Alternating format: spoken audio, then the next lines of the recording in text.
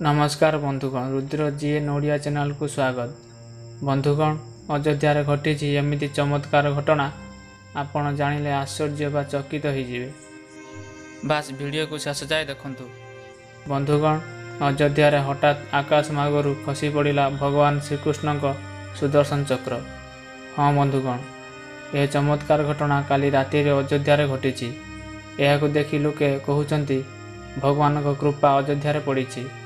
बंधुगण, राम मंदिर प्राण प्रतिष्ठा 22 जनवरी की होबार अच्छी। ता आगरू बहुत आश्चर्य कला भली घटना देखा मिलूँ। आसुथिबा 22 जनवरी को अयोध्या भगवान श्रीराम प्राण प्रतिष्ठा होबार अच्छी। सेथिपई अयोध्या जोरसोर रे बंदोबस्त चली। अयोध्या राम मंदिर प्राण प्रतिष्ठा पई भारत सारा लोके खुशी मनाउछंती।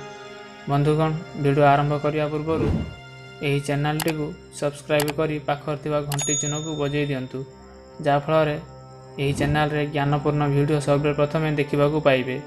बंधुगण, गत किछि दिन हब अयोध्या जो चमत्कार घटना घटुछि लोक को चिंतार पकई दउछि। सतरे एमिति चमत्कार घटना काहेकि घटुछि? प्रथम चमत्कार है सोशल मीडिया रे घूरी बुलुछि अयोध्या जटायु दल देखा मिली। तापर मांकड़ को अयोध्या देखा मिली। एमिति बहुत चमत्कार घटना अयोध्या देखा मिलूँ, किंतु एबे जो चमत्कार घटना सामना को आसी जमिति लगुच भगवान श्रीराम अयोध्या नगर को आसवाक जाउछंती।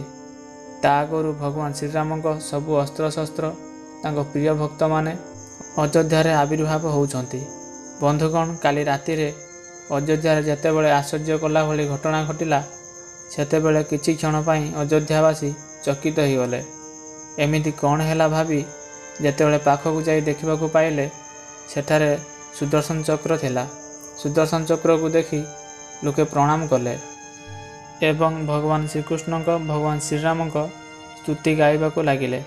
बंधुगण, सुदर्शन चक्र को हिंदू धर्म रे बहुत महत्व रही, किंतु जेतेबेले सेठारे सुदर्शन चक्र को देखिबाकु पाइले वैज्ञानिक पाखरे ये चमत्कार घटना कथा पहुँची गला। वैज्ञानिक माने चिंता करुछंती एमिति संभव केमिति हैला। जेतेबेले सेठारे सुदर्शन चक्र को देखिबाकु पाइले बहुत संख्यार लोक सेठारे भीड़ हो गले एवं सब सोशल मीडिया रिपोर्टर सेठारे पहुँची गले। भाविले एमिति केमिति संभव हैला, किंतु से चमत्कार को देखि समस्तंकर भगवान श्रीराम ऊपर विश्वास हो गला। श्रीराम सतरे अयोध्या को आसी सारी।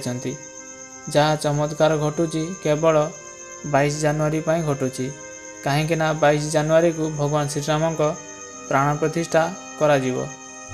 बंधुगण, सुदर्शन चक्र विषय आपण माने जानिथिबे। सुदर्शन चक्र भगवान श्रीकृष्ण धारण करथिले। सुदर्शन चक्र साहाय्य भगवान श्रीकृष्ण बहुत असुरंक वध करथिले। एही चक्र को विष्णु शिव तपस्या करी प्राप्त करथिले। सुदर्शन चक्र एक एमिति अस्त्र जहाँकि केबे कोउठी हार मानिनी।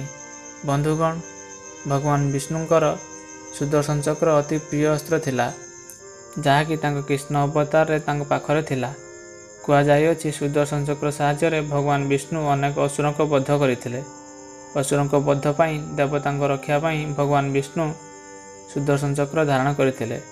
कुआ जायछि प्राचीन समय राक्षस अत्याचार देवता उपर बहुत अधिक बढ़ीगला। सबु देवता विष्णु पाखरे पहुँची गले एवं राक्षस पाखरु बंचेबाई गुहारी कले। सेतेबेले भगवान विष्णु पाखरे एमिति अस्त्र नथिला जे राक्षस को बध करिहब। भगवान विष्णु कैलाश पर्वत उपर 1000 नाम शिव तपस्या करने लगिले। तापरे 1 नाम सहित 1 फूल शिव को अर्पित करले। तापरे भगवान शिव विष्णु को परीक्षा नेबा पई भगवान विष्णु आनिथिबा 1000 फूलरू 1 फूल लुचाई देले। भगवान शिव माया पई भगवान विष्णु को जमा पड़िला नहीं। 1 फूल को खोजिबाकू लागिले, किंतु पाइले नहीं। तापरे भगवान विष्णु तांकर 1 नेत्र अर्पित करथिले। सेतेबेले भगवान शिव प्रसन्न होई भगवान विष्णु को वरदान मागिबाकू कहिले। सेतेबेले भगवान विष्णु एमिति एक शक्तिशाली अस्त्र पई प्रार्थना कले जहाद्वारा राक्षस को संहार करिहब। तापरे भगवान शिव सुदर्शन चक्र को देइथिले ଭଗବାନ ବିଷ୍ଣୁ ଏବଂ ଭଗବାନ ଶ୍ରୀକୃଷ୍ଣ ସୁଦର୍ଶନ ଚକ୍ର ସାହାଯ୍ୟରେ ଅନେକ ଦୁଷ୍ଟ ଅସୁରଙ୍କ ବଧ କରିଥିଲେ। ବନ୍ଧୁଗଣ, ସୁଦର୍ଶନ ଚକ୍ରକୁ ଅଯୋଧ୍ୟାରେ ଦେଖିକି ସମସ୍ତେ ଭାବୁଛନ୍ତି ସତରେ ଭଗବାନ ଶ୍ରୀରାମ ଅଯୋଧ୍ୟାକୁ ଆସିଛନ୍ତି। କାହିଁକି ନା ତାଙ୍କ ଅସ୍ତ୍ରଶସ୍ତ୍ର ତାଙ୍କ ପଛେ ପଛେ ଅଯୋଧ୍ୟାକୁ ଆସୁଅଛି। ବନ୍ଧୁଗଣ, ଭିଡ଼ିଓ ଭଲ ଲାଗିଥିଲେ ଲାଇକ୍ କରନ୍ତୁ, କମେଣ୍ଟ କରନ୍ତୁ ଏବଂ ଏହି ଚ୍ୟାନେଲଟିକୁ ସବସ୍କ୍ରାଇବ୍ କରି ପାଖରେ ଥିବା ଘଣ୍ଟି ଚିହ୍ନକୁ ବଜାଇ ଦିଅନ୍ତୁ, ଯାହାଫଳରେ ଏହି ଚ୍ୟାନେଲରେ ଆସୁଥିବା ଜ୍ଞାନପୂର୍ଣ୍ଣ ଭିଡ଼ିଓ ସର୍ବପ୍ରଥମେ ଦେଖିବାକୁ ପାଇବେ।